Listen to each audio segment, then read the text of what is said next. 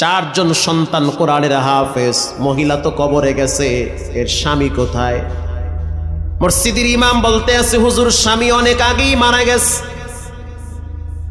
মারাত্মক অসুস্থ হয়ে দুনিয়ার থেকে বিদায় হয়ে গেল। মহিলাটা বিধবা হয়ে গেছে, ছোট বাচ্চাগুলা একেবারে ছোট, দুইটা ছিল একটু বড়, দুইটাই তখন মাদ্রাসায় পড়ে। আমি আমার চোখ দিয়ে দেখছি মহিলাটা ফজরের টাইমে মানুষের দোকানে দোকানে গিয়া কেতলি ভরে ভরে পানি পৌঁছায় দিত। ওখান থেকে 2-4 টাকা যা পাইতো ওগুলা জমা করে করে হালাল টাকা সন্তানের পিছনে ব্যয় করত। যেই দিন ইন্তেকাল করবে তার 1 সপ্তাহ আগে, কেমন মৃত্যু, পবিত্র জুমার দিন, তাও জুমার নামাজের আগে আগে মরণ। আল্লাহু আকবার। ইমাম সাহেবকে বলা হইল যেভাবে হোক 4টা ছেলেকে খবর দিয়ে বাড়িতে নিয়ে আসেন। ওরা তখন চট্টগ্রাম পড়তো, 4টা ছেলেকে খবর দিয়ে বাড়িতে নিয়ে আসলো। আসার পরে দেখতে আছে মা বিছানায় পড়ে আছে, চোখ বন্ধ হয়ে গেছে। ওয়াজাআত সাকরাতুল মাউত, মৃত্যুর যন্ত্রণা শুরু হয়ে গেছে। প্রত্যেকটা মানুষের ভিতরে মৃত্যুর যন্ত্রণা, মৃত্যুর সময় হবে কি হবে না, মৃত্যুর যন্ত্রণা যখন শুরু হয়ে গেল, এবার বড় সন্তানটার নাম হলো আব্দুল্লাহ। আব্দুল্লাহ তখন মায়ের মাথার পাশে বসে বলল, মায়ের মাথায় হাত বুলায় দিয়া বলে, ও মা, টেনশনের কোনো কারণ নাই, আমি আপনার মাথার কিনারায় বসে বসে সূরা ইয়াসিন তেলাওয়াত করি। সূরা ইয়াসিন তেলাওয়াত করতেছে, মা খুব শান্তি পাইতেছে। কিছুক্ষণ পর মা নিজেই বলতে আছে, আমার ছোট ছেলেটা ও যেন একটু সূরা মুলুক তেলাওয়াত করে। এবার সূরা মুলুক তেলাওয়াত করলো পরের সন্তান। তৃতীয় সন্তানকে বলা হইল, তুমি সূরা রহমান তেলাওয়াত করো। সবার ছোট বাচ্চাটা মায়ের পায়ের কিনারায় বসে আছে, আর মায়ের পাটা টিপে দিতেছে আর বলতে আছে, আল্লাহ মায়ের আরো কিছুদিন দুনিয়াতে বাঁচায়া রাখেন। মা তখন বলতে আছে, সময় নাই, চলে যেতে হবে। বাচ্চা মানুষ বুঝে না, বলতে আছে, বাবা এত এতিম করে কবরে চলে গেল, তুমিও যদি কবরে চলে যাও, আমরা 4টা ভাই কাকে নিয়ে দুনিয়াতে বেঁচে থাকবো? বড় সন্তানটাকে বলল, ছোটটাকে একটু আমার হাতের কিনারায় ডাক দাও। মা বাবার কলিজার ভিতরে ছোট বাচ্চার প্রতি মহব্বত বেশি। এবার ছোট সন্তানটা যখন মায়ের হাতের কিনারায় আসছে, মা তখন ছোট বাচ্চাটার মাথাটা টাইনা বুকের কাছে নিয়ে বলতে আছে, আল্লাহ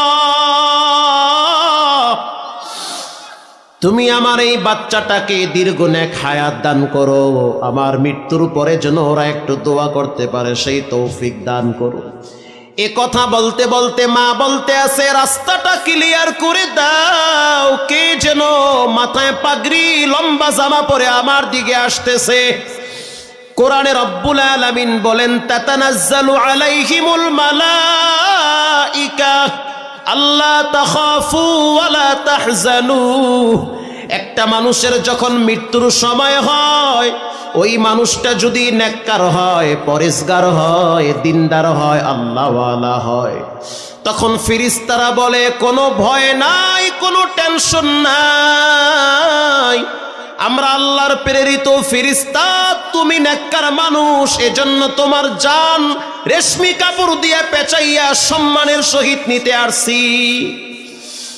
এবার মা যখন বুঝতে পারলো সন্তান বাচ্চাগুলা তারা মায়ের জন্য কাঁদতেছে, তখন মা বলতে আছে, আমি আল্লাহর জিম্মায় তোমাদেরকে রেখে গেলাম। মা ডান দিকে মাথা ঘুরায়া কালেমা পড়তে পড়তে বিদায় হয়ে গেল। জুমার নামাজের পরে জানাজার নামাজ কে পড়াবে?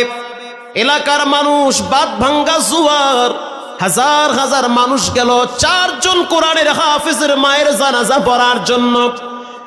স্থানীয় ওলামায়ে কেরাম বলল, যেহেতু মহিলা মানুষ, বেশি মানুষের জানাজার প্রয়োজন নাই, তাড়াতাড়ি দাফন দিয়ে দাও।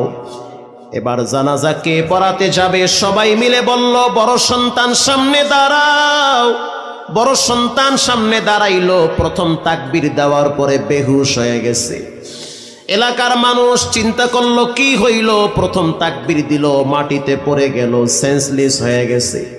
আবার যখন তাকে মাথায় পানি দিয়ে তেল লাগায়া দিয়া স্বাভাবিক করা হইল, প্রশ্ন করা হইল কি হয়েছে, কেমন এমন করতেছেন? বড় সন্তানটা বলতে আছে, ও ভাই, আমি আমার মায়ের কষ্টগুলা চোখ দিয়া দেখছি। এই মহিলাটার পেটে আমি লম্বা সময় ছিলাম, আমি আমার মায়ের পা দিয়া লাথি মাইরা কত কষ্ট দিয়েছি পেটের ভিতরে।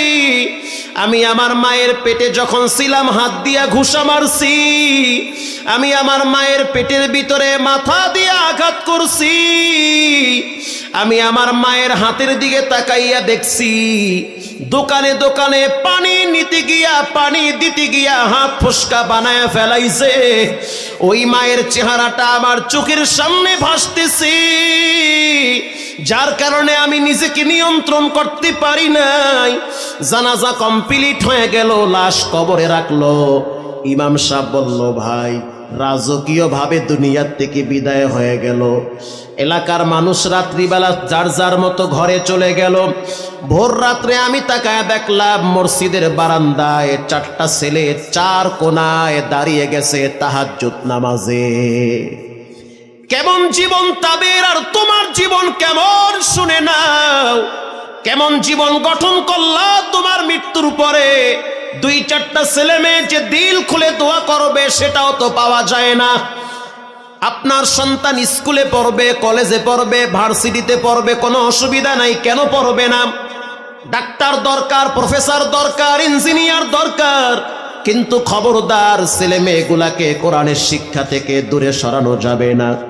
এজন্য ভাইরা আমার, এখানে অনেক মানুষ আছেন যারা নিজের হাতে নিজের আব্বারে কবরে রাখছেন। এই মুহূর্তে বাবার চেহারাটা চোখের সামনে ভাসতেছে, মায়ের চেহারা ভাসতেছে।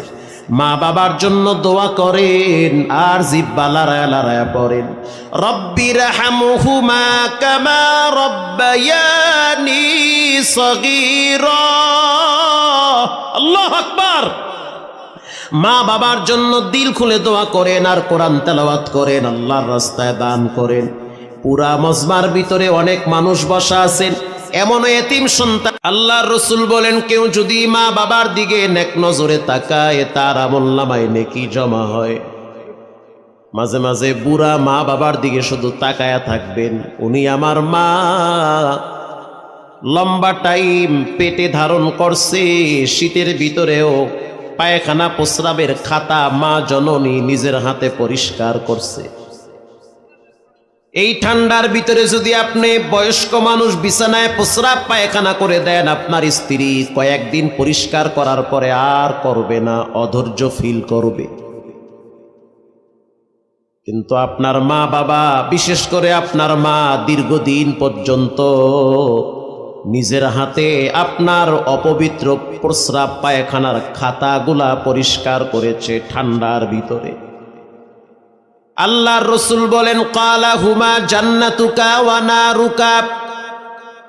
পৃথিবীর মানুষ মায়ের পায়ের নিচে জান্নাত রাইখা দিছি। জান্নাত যদি খুঁজতে হয় তো মায়ের পায়ের নিচে জান্নাত তালাশ করো। আল্লাহু আকবার। রাসূলুল্লাহ বলেছে, মন চায় মানেন, না মন চায় বাদ দেন, যেমনে মনে চায় হেমনি চলেন। তবে মা বাবার খেদমত করলে দিলের ভিতরে একটা শান্তি আছে না নাই? শান্তি আছে।